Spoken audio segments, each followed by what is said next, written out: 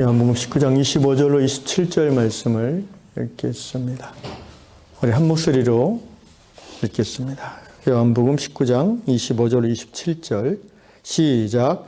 예수의 십자가 곁에는 그 어머니와 이모와 글로바의 아내 마리아와 막달라 마리아가 섰는지라.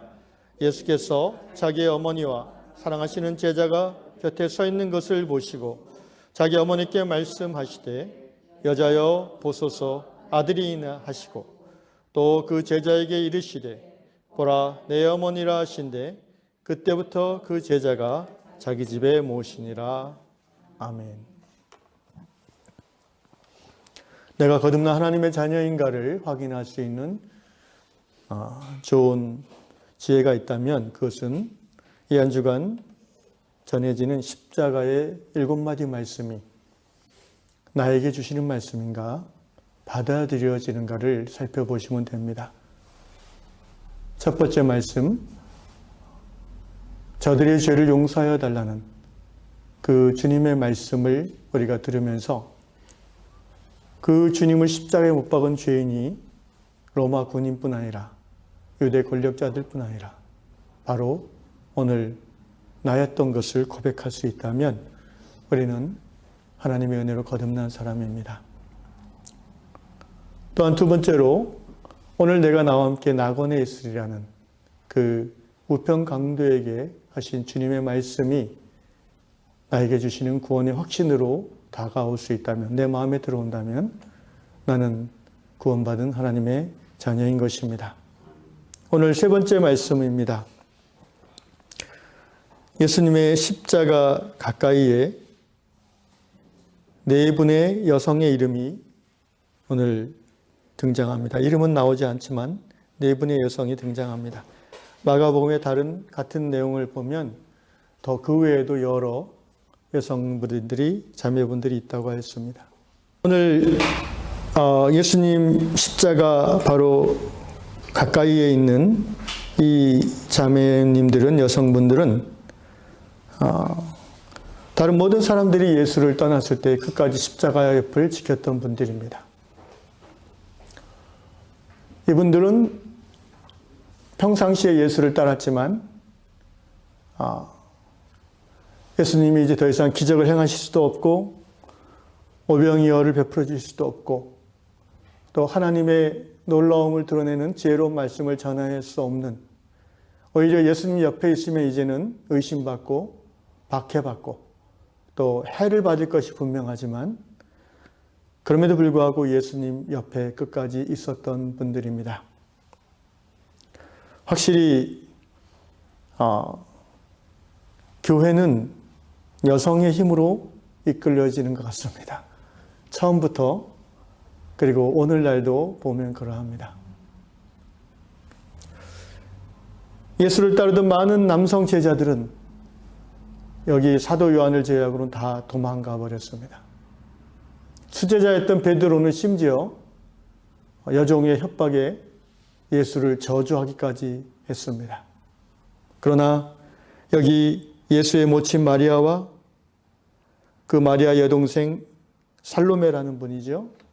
예수님의 이모뻘 되는 분과 글로바의 아내 마리아라는 분과 7 귀신 들렸다가 예수님을 통해서 구원받은 막달라 마리아, 이 네 여인은 끝까지 예수님의 십자가를 지켰습니다.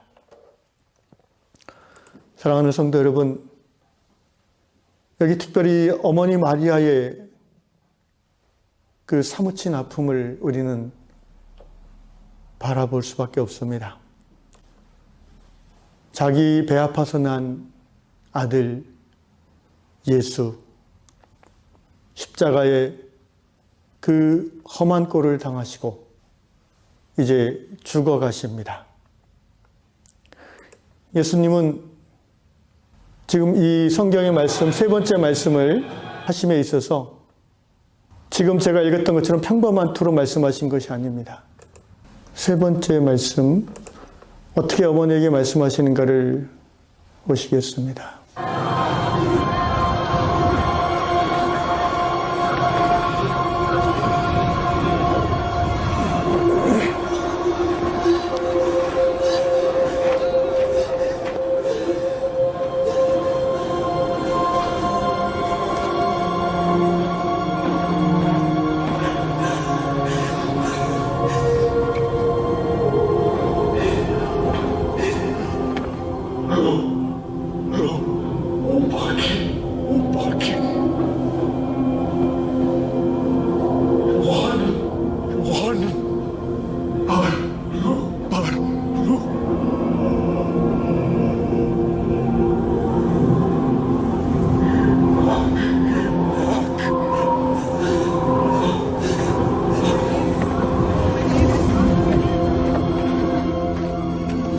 예수님은 한마디 말씀하시는 것이 너무나 힘들고 어려운 상태에서 특별히 세 번째 어머니를 바라보며 그리고 제자인 사도 요한을 바라보며 이 말씀을 하셨습니다.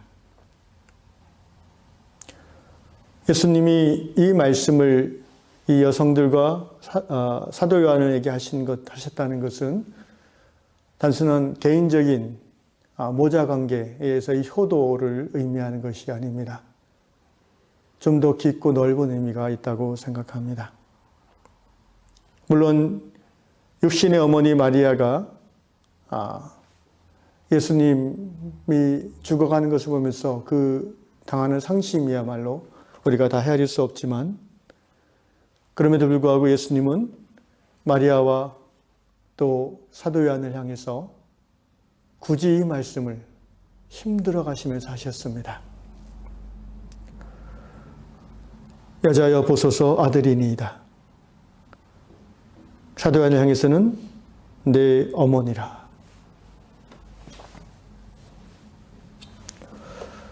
우리는 예수를 믿으면서 예수님을 믿음으로 내가 얻는 유익과 평안, 또 만족과 기쁨, 행복이 있습니다. 그런데 우리의 신앙이 점점 주님께 가까이 갈수록 우리는 믿음으로 말미암아 얻는 유익이 적어질 수가 있습니다. 왜냐하면 하나님께서 우리의 믿음이 좀 더 깊어지기를, 자라기를 원하시기 때문입니다. 환난과 어려움이 닥쳐올 때에 십자가 옆에 계속 머물러 있는 것이 믿음이 성장할 수 있는 유일한 길입니다. 진정한 믿음은 온실 속에서 강해지지 않고 광야에서 굳건해질 수 있기 때문입니다. 여기 끝까지 십자가 옆에 있었던 사도 요한과 이 네 분의 여성, 그 외에 또 다른 여성들은 그 후에 초대교회의 기둥들이 되었고, 또 초대교회가 이루어지고 형성되어지고 전파되는 일에 있어서 중요한 역할들을 감당했던 하나님 나라의 용사들이 되었습니다. 이 사순절 고난주간을 우리가 지내면서 오늘 내가 겪고 있는 모든 힘듦과 어려움, 이것으로 말미암아 십자가를 멀리하거나 하나님을 놓치는 것이 아니라 오히려 이 마지막 십자가의 끝까지 옆에 있었던 이 신앙의 선배들을 본받아서 우리가 하나님 앞에 더 깊이 나아갈 수 있는 그런 여러분 개인의 삶의 고난이 될 수 있기를 주의 이름으로 축원합니다. 두 번째로 예수님께서 어머니 마리아를 향해서 그리고 요한을 향해서 이처럼 선명하게 당신의 아들입니다. 그리고 너의 어머니다 라고 말씀하신 깊은 이유가 어디에 있겠습니까? 재미있는 것은 예수께서 이 어머니를 지금 여자여라고 부르고 계시다는 겁니다. 요한복음에서 예수께서 그 어머니 모친 마리아를 향해서 여자여라고 부른 경우가 몇 번 나옵니다. 최초의 공생의 시작이라 할 수 있는 가나의 혼인잔치에서도 어머니 마리아가 예수에게 포도주가 떨어졌다는 것을 걱정스러운 마음으로 얘기했을 때에 예수께서 여자여 나와 무슨 상관이 있나이까. 이 구나이라는 말, 이 히브리어는 말 그대로 여성, 여자, 그렇게 크게 높이는 말도 아니고 또 여자를 낮추는 말도 아닙니다. 그냥 여성을 말하는 거예요. 사람아, 남자야, 여자야 이런 말입니다. 그런데 우리가 듣기 좀 어색하죠. 아무리 예수님이더라도 자기 어머니에게 공식석상에서 여자여라고 얘기하는 것은 뭔가 좀 어색합니다. 전통적으로는 이 여자여라는 말을 프랑스 말 중에 이제 마담, 마드모아젤 그런 의미로 높임말로 해석을 했었는데 그럼에도 불구하고 충분히 우리가 이해하기는 어렵습니다. 이렇게 해석하면 이해가 될 수 있습니다. 예수님은 공생애를 시작하면서 그 이전에 어머니를 어떻게 불렀는지는 나와 있지 않지만 공생애를 시작하는 그 첫 시간에 마리아 모친을 향해서 여자여라고 불렀고 이제 그 공생애를 마무리하는 십자가 죽음의 현장에서 그 어머니를 향해서 여자여라고 부르렀습니다. 예수님은 공생의 기간 마리아의 아들이면서 또한 동시에 하나님의 아들이요 구원자 그리스도임을 드러내시는 것입니다. 그리고 이 마지막 순간에 예수께서 여자애라고 부르는 것은 이제 나는 더 이상 당신의 아들 예수, 인간 예수가 예수로서 머물러 있지 않겠다는 것입니다. 이제 나는 죽은 후에 부활하여 영원하신 하나님의 구원자로 돌아올 것인데 그 순간에는 내가 인간이었을 때는 당신이 나의 모친이었지만 내가 하나님의 아들로 구원자로 만왕의 왕으로 올 때에 당신은 여러 나의 사랑하는 사람 중에 하나일 뿐이라는 것입니다. 마태복음 12장에서 예수께서 어느 집에서 말씀을 증거하고 계실 때에 사람들이 이렇게 예수님에게 얘기한 적이 있습니다. 당신의 어머니와 형제들이 당신을 찾으러 왔습니다. 왜냐하면 그 어머니 형제들이 듣기에 사람들이 예수님이 미쳤다, 귀신 들었다 이런 소문이 났기 때문에 걱정스러운 마음으로 예수님을 찾아온 것입니다. 그때 예수께서 마태복음 12장 50절에서 이렇게 말씀하십니다. 누구든지 하늘에 계신 내 아버지의 뜻대로 하는 자가 내 형제요 자매요 어머니이니라 하시더라. 기억하십니까? 여러분, 하나님 나라 백성이 된 사람, 예수 믿고 죄사함 받아 하나님의 구원에 들어온 사람들은 더 이상 혈육의 가치를 최우선으로 놓을 수 없다는 것입니다. 가족은 하나님으로 주신 선물이고 우리가 이 세상 사는 동안 정말 서로 사랑하는 그 1차적인 공동체가 가족임이 분명합니다. 그런데 여러분, 생각을 좀 돌이켜 보십시오. 가족을 사랑하는 것은 너무나 자연스럽고 성경적이지만 가족 이기주의는 어떻습니까? 그것이 과연 하나님 나라에 합당합니까? 우리 주위에 일어나는 많은 부조리와 부정과 부패를 돌아보십시오. 그 이유가 어디에 있습니까? 다 내 부모, 내 아들, 내 딸, 심지어 교회를 세습하는 부분도 그렇지 않습니까? 내 아들, 교회가 개인 기업 재산입니까?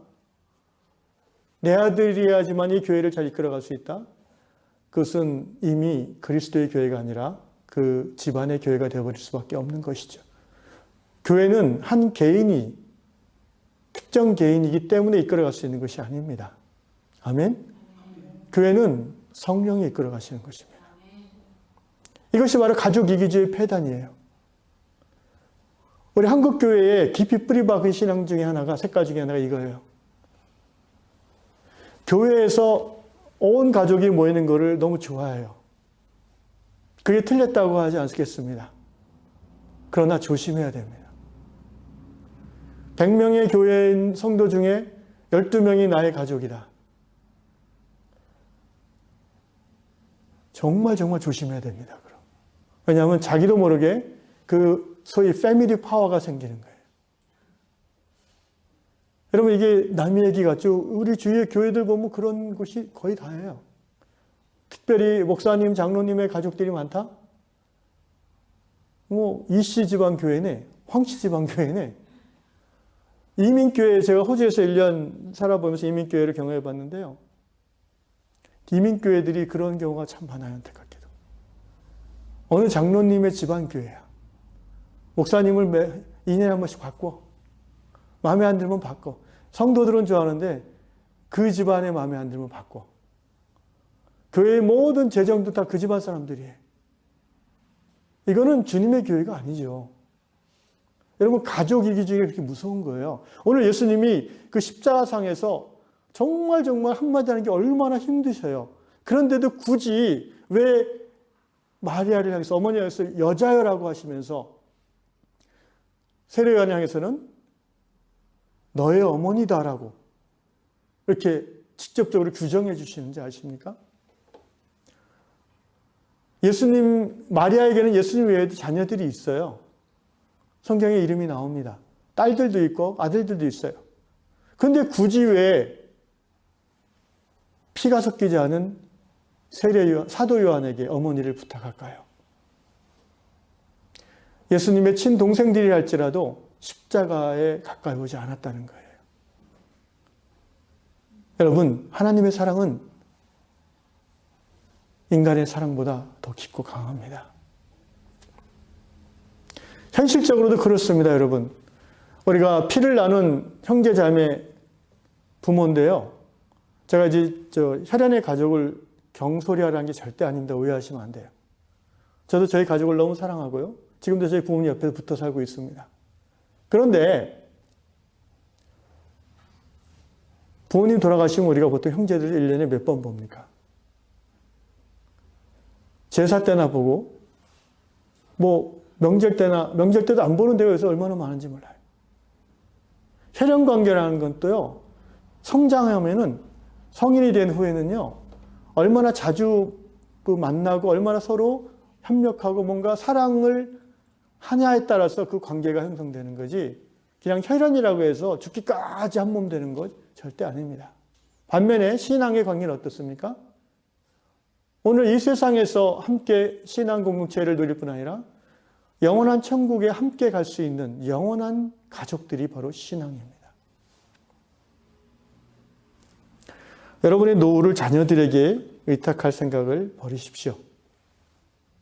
아멘? 실감 납니까? 원래 생각 안 했어요. 라는 분도 있겠지만. 그렇다고 여러분의 노후를 여러분 혼자서 바둥바둥 지금부터 모든 것을 노후 준비에 올인하시지 마십시오. 그것처럼 어리석은 것이 없습니다. 여러분, 신앙생활을 왜 합니까?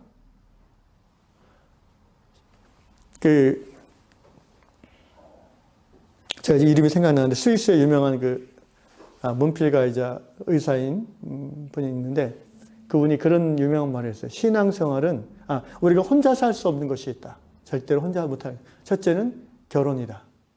둘째는 예수 믿는 것이다. 여러분, 예수 믿는 신앙인이 그리스도인이 된다는 것은 혼자서는 불가능한 거예요. 아예 온 세상 가운데 나 혼자 그리스도인이다? 내가 예수 믿고 거듭났다 스스로 확신한다? No, 그리스도인 아니에요. 언제 그리스도인이 되는지 아십니까? 그가 두 사람을 전도해서 교회를 이룰 때 비로소 그는 그리스도인이 되는 거예요. 형제가 되는 거예요. 자매가 되는 거예요. 가족이 되는 거예요. 교회를 가르쳐서 그래서 하나님의 권속, 가족이라고 하면 God's family예요. 예수께서 굳이 친혈육이 있음에도 불구하고 십자가 앞에 끝까지 지키고 있었던 어머니에게 여자여라고 얘기하시면서 그 옆에 있는 사랑하시는 제자라고 되어 있죠. 바로 여러분 이 십자가상의 세 번째 말씀은 요한복음에만 나와요. 마태, 마가, 누가에 없어요. 왜? 이 사랑하시는 제자가 요한이에요. 이런 표현이 요한복음에 두세 번 나와요. 자기 요한이라고 이름을 안 쓰고 사랑하시는 제자라고 써요. 그러니까 요한은 얼마나 선명하게 기억하겠어요. 예수님의 육신의 마지막 모습, 그 피 흘리고 그 고통 가운데 죽어가면서 아까 영화 보셨죠? 힘들어가지고 하는 말이 내 어머니다. 왜 이 말씀을 그렇게 굳이 하셨을까? 혈연 관계를 뛰어넘는 것이 하나님 나라 백성이 되라는 것입니다. 여러분, 신앙의 가족은 혈연보다 더 깊어야 됩니다. 여러분의 노후는 자식에게 달려있는 것이 아니라 여러분의 개인의 지금부터 준비에 달려있는 것이 아니라 교회에 달려 있습니다. 무슨 말입니까? 교회는 이 땅에 있는 동안 우리가 끝까지 함께 가야 되는 영적인 가족이라는 것입니다. 근데 여러분, 영적 가족이라고 해서 저 사람 밥을 굶든 말든 상관없다? 그거는 가족이 아니죠. 교회 집사님인데 권사님인데 혼자 독거노인으로 살다가 굶어 죽었다? 그분은 교회를 다닌 게 아니라는 거예요. 교회의 멤버가 아니라는 거예요. 정말 우리가 멤버고 가족이라면 어떻게 내 지체가, 내 형제가, 내 자매가 굶고 있는데 그걸 모를 수가 있으며 또 가만히 있을 수가 있다는 것입니까? 예수께서 그렇게 힘들게 여자여, 당신의 아들입니다. 내 어머니다. 라고 말씀하신 그 깊은 이유를 우리는 마태복음 12장에 누구든지 하늘에 계신 내 아버지의 뜻대로 하는 자가 내 형제요 자매요 어머니이니라 라는 이 말씀을 토대로 우리가 신앙 안에서 새로운 가족이 되었음을 고백하는 계기로 삼아야 될 것입니다. 육신의 가족, 혈연의 가족, 너무나 소중하지만 하나님의 뜻을 함께하지 않으면 안타깝게도 어느 순간은 영원히 헤어질 수밖에 없지 않습니까?